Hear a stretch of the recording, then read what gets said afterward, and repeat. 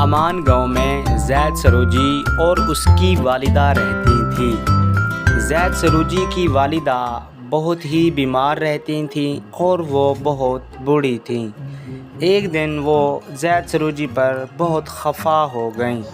ماں کی طبیعت خراب ہے، نہ کوئی کام کرتا ہے، نہ کوئی دوائی لے کے دیتا ہے، میں کیا کروں اب اس میں کمنے کا ہے۔ دوپہر کو جب زید سروجی گھر آتا ہے تو والدہ آرام میں ہوتی ہے، مگر زید سروجی والدہ سے کھانا طلب کرتا ہے۔ یہ دیکھو جناب، مجھے بھوک لگی ہوئی ہے اور یہ خراٹے مار کے سو رہی ہیں۔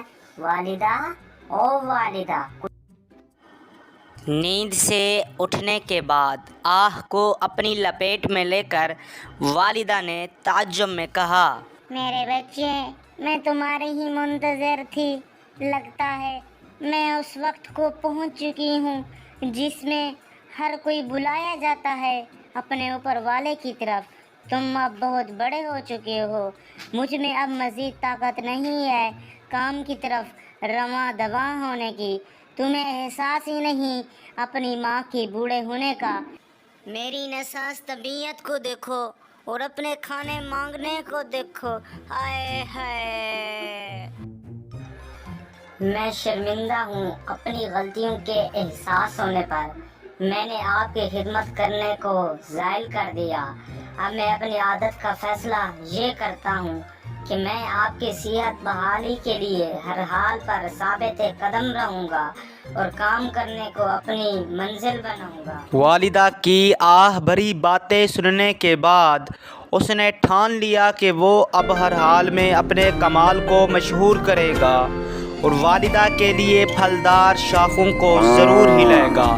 گرمی کے موسم کو اپنا دوست اور سردی کے موسم کو اپنا رقیب بنائے گا، سخت محنت کی خاطر۔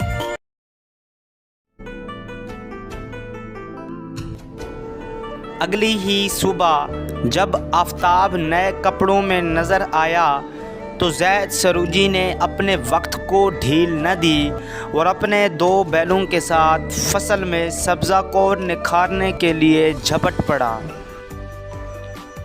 فصل کے کام کو سمیٹنے کے بعد اپنے گھر کے حالات کو ٹھیک کرنے کے لیے شام کے وقت جنگل کی طرف لکڑیاں کاٹنے کے لیے اس جنگل کو اپنی منزل بناتا۔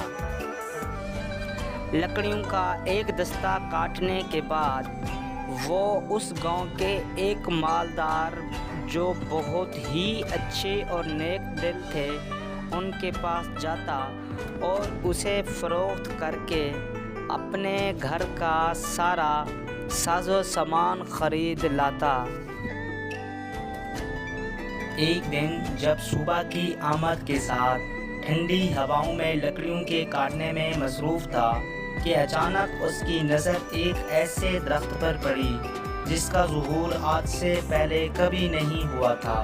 انتہائی سرسبزہ اور خوشگواری میں ملبوس تھا، اپنی شکل و صورت میں دوسروں سے اختلاف رکھتا تھا۔ زید سروجی اس درخت کو کاٹ ہی رہا تھا کہ ایک لمبے قد والے گھوڑے پر سوار سلطان نے آواز لگائی کہ اس سے مخاطب ہوا کہ یہ درخت سال میں صرف ایک ہی مرتبہ ایک ہی دن میں اپنی پرورش پوری کرتا ہے، انتظار کی مدت طویل ہونے کے بعد پرانے کپڑے اوڑھ لیتا ہے، مگر تم نے اس کے سفر کو ڈھیل نہیں دی۔ سلطان نے اس درخت کی تمام لکڑیاں اس سے لے کر اسے انعامات سے نوازا، کیونکہ وہ لکڑیاں سلطان کے لیے بہت اہم تھیں۔